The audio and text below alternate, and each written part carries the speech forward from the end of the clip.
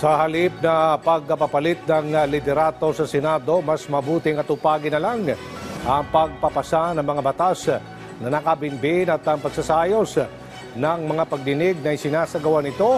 Ito naging punto de vista ng isang political analyst kasunod ng mga usap-usapan ng di umano'y kudeta sa Senado. Ayon kay Professor Antonio Contreras sa kanyang segment na punto de vista sa Rise and Shine Pilipinas, ang ayon siya kay Senador Jingo Estrada na hindi maganda tingnan ang papalit-palit ng leader sa Senado sapagkat ito ay nagpapakita ng instability.